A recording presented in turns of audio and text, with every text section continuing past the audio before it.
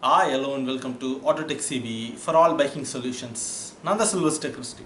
இன்னைக்கு பார்க்க போற வீடியோ எதை பத்தினா how to maintain BS6 or fuel injector bikes and scooters அத பத்தி தான். ஃபியூச்சர்ல இப்ப வரப்போற பைக்ஸ் எல்லாமே fuel injector வரப்போகுது. எதுமே நீ கார்பரேட்டர்ங்கற பேச்சுக்கே இடம் கிடையாது. இன்னால் வரைக்கும் நம்ம என்ன பண்ணிருக்கோம் கார்பரேட்டர் and fuel injector ரெண்டுமே இருக்குது. fuel injector வந்துட்டு ஐரன் பைக்ஸ்ல மாத்திரம் இருக்கு. இப்போ லோ ஐரன் பைக்ஸ்ல எல்லாமே கார்பரேட்டர் மாத்திரம் இருக்கு. இப்போ வரப்போற BS6 எல்லாமே வந்துட்டு fuel injector தான். அதோட மெயின்டெனன்ஸ் பத்தி தான் பார்க்க போறோம். பட் இத மெயின்டெனன்ஸ் பத்தி தெரிஞ்சுக்கிறதுக்கு முன்னாடி வண்டிகளோட தன்மைகளை பத்தி தெரிஞ்சுக்கிட்டாதான், அதாவது ஓல்டன் பைக்ஸ், லேட்டஸ்ட் பைக்ஸ் இத பத்தியான தன்மைகள் தெரிஞ்சுக்கிட்டா மட்டும்தான் ஒரு மெயின்டெனன்ஸ் வந்துட்டு கொஞ்சம் ஈஸியா இருக்கும். அத பத்தி இந்த வீடியோ ஃபுல்லா இருக்க போகுது. ஸ்கிப் பண்ணாம பாருங்க, நிறைய டீடைல்ஸ் உங்களுக்கு இருக்கு. வீடியோக்குள்ள போறதுக்கு முன்னாடி சப்ஸ்கிரைப் பண்ணாதவங்க சப்ஸ்கிரைப் பண்ணிக்கங்க, கூடவே பெல் ஐகான் கிளிக் பண்ணிக்கங்க, ஆல்ங்கிற ஆப்ஷனை கிளிக் பண்ணிக்கங்க. அப்பதான் நான் போடுற ஒவ்வொரு வீடியோ உங்களுக்கு கிடைக்கும். இப்போ வாங்க வீடியோக்குள்ள போலாம். ஏன் இப்போ BS6 4லேருந்து BS6க்கு டெக்னாலஜி கொண்டு வந்திருக்காங்கன்னா, BS4ல வந்துட்டு மைலேஜ் வந்துட்டு கொஞ்சம் கம்மியாக இருக்கிறதுனால BS6 டெக்னாலஜியில் வந்துட்டு உங்களுக்கு மைலேஜ் கூட்டணும். அதே சமயம் வந்துட்டு BS4ல வந்துட்டு எமிஷன் வந்துட்டு கொஞ்சம் அதிகமாக இருக்கும். அதாவது கார்பன் டை ஆக்சைடு எமிஷன் அதிகமாக இருக்கும். அதை குறைக்கிறதுக்காக தான் மெயின் ரீசனே வந்துட்டு BS6ஓட டிவிஷனுக்கு வந்துட்டு இப்போ நம்ம எல்லாமே மாறிட்டு இருக்கிறதுக்கு காரணம். இனி ஃபியூச்சரில் எல்லாமே BS6 தான். நம்ம வந்துட்டு டேரெக்டாக BS6 பார்க்குறதுக்கு முன்னாடி நம்ம ஓல்டு பைக்ஸ்லேருந்து லேட்டஸ்ட் பைக்ஸ்க்கு வருவோம். அப்போ தான் இந்த வீடியோ உங்களுக்கு கிளியராக புரியும். ஓல்டு பைக்ஸ் எப்படி வேலை செய்யுது. ஃபஸ்ட்டு ஓல்டு பைக்ஸ் வந்துட்டு ஒரு டேங்க்கில் பெட்ரோல் ஊற்றுறோம். பெட்ரோல் டேங்க்கில் வந்துட்டு பெட்ரோல் ஆன் ஆஃப் டேப் கொடுத்துருப்பாங்க. பெட்ரோல் ஆன் பண்ணுறோம். அதுலேருந்து பெட்ரோல் நேராக கார்பரேட்டருக்கு வருது. நம்ம என்ன பண்ணுறோம், எக்ஸலரேட்டர் கேபிள் வந்து நேராக கார்பரேட்டரில் கனெக்ட் பண்ணியிருப்போம். ஒன்ஸ் நீங்கள் கிக் பண்ணும்போது ப்ளக்குக்கு வர வேண்டிய கரண்ட்டை தனியாக ப்ரோக்ராம் பண்ணி வச்சுருப்போம். அந்த கரண்ட்டு ப்ளக்குக்கு வந்துடும். கிக் பண்ணும்பொழுதோ இல்லை ஷெல்ஃப் ஸ்டார்ட் பண்ணும்போதோ அந்த கரண்ட்டு ப்ளக்குக்கு வந்துடும். அதே சமயம் வந்துட்டு அது கிக் பண்ணும்போது என்ன ஆகுனா ஏர் வந்துட்டு இன்ஜின்குள்ளே இன்டேக் ஆகும். அப்போ கார்பரேட்டரில் இருக்கிற பெட்ரோலையும் சேர்த்து ஏர் இன்டேக் பண்ணிட்டு வர்றது வர ப்ரொசீஜர் தான் வந்துட்டு ஓல்டு பைக்ஸில் வேலை செய்யுது, கார்பரேட்டர் பைக்ஸ். நம்ம இப்போது கொஞ்ச நாள் எடுத்துட்டோம்னா கார்பரேட்டர் பைக்ஸும் இருக்குது, ஃபியூல் இன்ஜெக்டர் பைக்ஸும் இருக்குது. இப்போது நம்ம அப்படியே ஃபியூல் இன்ஜெக்டர்கிட்ட வருவோம். இப்போ ஃபியூல் இன்ஜெக்டர் எப்படி வேலை செய்யும்னா, இது ஒரு டிப்பிக்கலான ஒரு டிசைன் இது. பட் இது ஒரு பியூட்டிஃபுல்லான டிசைன் தான். அது என்ன பண்ணியிருப்பாங்கன்னா, ஒரு கண்ட்ரோல் யூனிட்னு ஒன்று இருக்கும். அதுக்கு ஒரு சில சென்சார்ஸ் வந்துட்டு வச்சுருப்பாங்க. அந்த சென்சார்ஸ்லேருந்து வந்துட்டு இந்த கண்ட்ரோல் யூனிட்டுக்கு ப்ரோக்ராம் வரும். இந்த கண்ட்ரோல் யூனிட்டுக்கு முன்னாடி நம்ம வந்துட்டு இது பெட்ரோல் சப்ளை எப்படி இன்ஜினுக்கு ஆகுதுங்கிறத நம்ம சிம்பிளாக தெரிஞ்சுக்கலாம். டேங்க்கில் வந்துட்டு இப்போது நீங்கள் ஃபியூல் இன்ஜெக்டர் பைக்ஸில் எடுத்துட்டிங்கன்னா டேங்க்கில் வந்துட்டு பெட்ரோல் ஆன் ஆஃப் இருக்காது. ஓல்டு பைக்ஸில் அந்த கார்பரேட்டர் பைக்ஸில் இருக்கிற மாதிரி பெட்ரோல் ஆன் ஆஃப் வந்துட்டு ஃபியூல் இன்ஜெக்டர் பைக்ஸில் இருக்காது. அதுக்கு பதிலாக என்ன பண்ணியிருப்பாங்கன்னா, டேங்க்கில் ஒரு பெட்ரோல் பம்ப் ஒன்று ஃபிக்ஸ் பண்ணியிருப்பாங்க டேங்க்குள்ளே. அந்த பம்ப் தான் வந்துட்டு பெட்ரோலை வெளியில் கொண்டு வருது. இப்போ வந்துட்டு அந்த அப்புறம் இன்ஜெக்டர்னு ஒன்று வச்சுருப்பாங்க. இப்போ கார்பரேட்டருக்கு பதிலாக அந்த இடத்துல இன்ஜெக்டர்னு ஒன்று வச்சுருப்பாங்க. ஜஸ்ட் அது இவ்வளோ பெருசாக இருக்கும், குச்சி மாதிரி சின்னதாக இருக்கும், ஒரு வேற சைஸில் இருக்குன்னு வச்சுக்கோங்களேன். அது என்ன பண்ணுன்னா, அதுலேருந்து பெட்ரோல் வந்துட்டு ஸ்ப்ரே பண்ணி கொடுக்கும். இது ரெண்டும் எப்படி ஃபங்க்ஷன் ஆகுதுன்னா, இப்போ இந்த முன்னாடி சொன்ன மாதிரி இந்த சென்சார் இருக்கும், இந்த கண்ட்ரோல் யூனிட் இருக்கும், பம்ப் இருக்குது, இன்ஜெக்டர் இருக்குது. இந்த சென்சார் நம்ம ஒன்ஸ் ஷெல்ஃப் ஸ்டார்ட்டோ இல்லை கிக் ஸ்டார்ட்டோ பண்ணும்பொழுது, ஒன்ஸ் இன்ஜின் கிராங்க் ஆகும் பொழுது இந்த சென்சார் எல்லாமே ப்ரோக்ராம் எங்கே அனுப்புனா இந்த கண்ட்ரோல் யூனிட்டுக்கு அனுப்பும். இந்த கண்ட்ரோல் யூனிட் என்ன பண்ணுன்னா, இந்த பம்புக்கும் அதே சமயம் இன்ஜெக்டருக்கும் அதோட சிக்னலை சென்ட் பண்ணும்.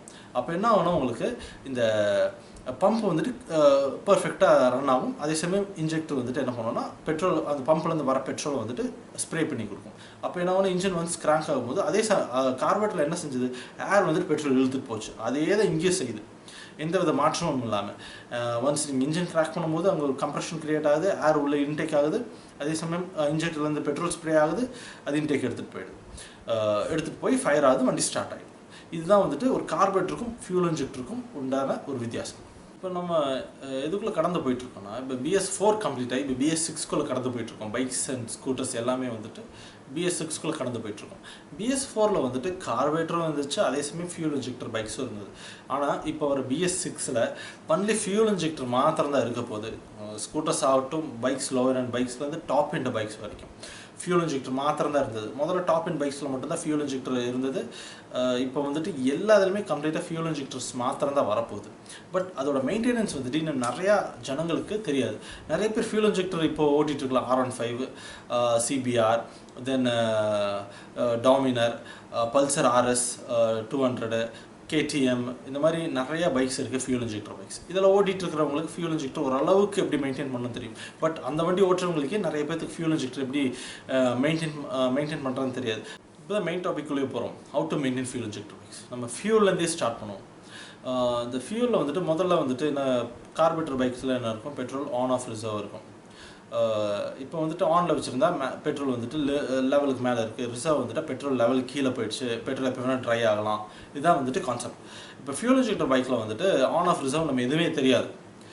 பெட்ரோல் வந்துட்டு மீட்டரில் வந்துட்டு காட்டும், பிளிங்க் ஆச்சுன்னா வந்துட்டு லெவல் கீழே போயிடுச்சு, பிளிங்க் இல்லாட்டி டிஜிட்டல் மீட்டரில் வந்து பிளிங்க் இல்லாட்டி 1 பாயிண்ட் இருந்துச்சுன்னா லெவலுக்கு மேலே இருக்குது. இதுதான் வந்துட்டு கணக்கு.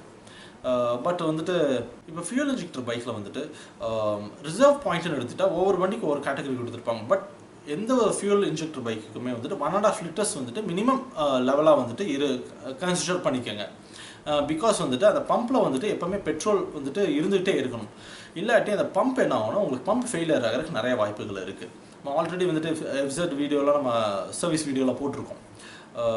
அதனால தான் இந்த வீடியோவை மேக் பண்ணணுன்னு கடந்து வந்தேன். BS6 வந்துட்டு கம்ப்ளீட்டாக எல்லாமே வந்துட்டு ஃபியூல் இன்ஜெக்டர்னால உங்களுக்கு வந்துட்டு அது கரெக்டான மெயின்டெனன்ஸ் இல்லாட்டி ப்ராப்ளம்ஸ் உங்களுக்கு அக்கர் ஆகிட்டே இருக்கும். எப்போவுமே ஃபியூல் லெவலை வந்துட்டு எப்போவுமே மெயின்டைன் பண்ணிக்கிட்டே இருங்க, லெவல் மெயின்டைன் பண்ணிட்டே இருங்க. எப்போவுமே கீழே ரொம்ப ட்ரை டு ட்ரை ஓட்டவே ஓட்டாதீங்க. கார்பரேட்டர் வண்டி ட்ரை டு ட்ரை ஓட்டலாம், பட் ஃபியூல் இன்ஜெக்டர் பைக்ஸ் எப்போவுமே ட்ரை டு ட்ரை ஓட்டாதீங்க. எப்போவுமே மினிமம் பெட்ரோல் வச்சுட்டே இருங்க. அதே போல் வந்துட்டு அடுத்தது வந்துட்டு நம்ம இன்ஜின் ஆயில் ரெகுலர் இன்டர்வல்ஸில் சேஞ்ச் பண்ணிகிட்டே இருங்க. அதே சமயம் ஜென்ரல் சர்வீஸை வந்துட்டு கரெக்டான இன்டர்வல்ஸில் வந்துட்டு வண்டி விட்டுட்டே இருங்க. ஒரு 4000 to 5000 கிலோமீட்டர்ஸ்க்குள்ளே வந்துட்டு எப்போவுமே ஒரு ஜென்ரல் சர்வீஸுங்கிறது பர்ஃபெக்டாக பண்ணிடுங்க. நாங்கள் ரெக்கமெண்ட் பண்ணுறது 3500 to 4500 சர்வீஸ் பண்ணுங்கன்னு சொல்கிறோம். இதில் வந்துட்டு இந்த ஜென்ரல் சர்வீஸ் கரெக்டாக பண்ணிட்டு இருந்தாலே உங்களுக்கு அங்கே வரக்கூடிய ப்ராப்ளம்ஸ் வந்துட்டு ரொம்ப கம்மியாகிடும்.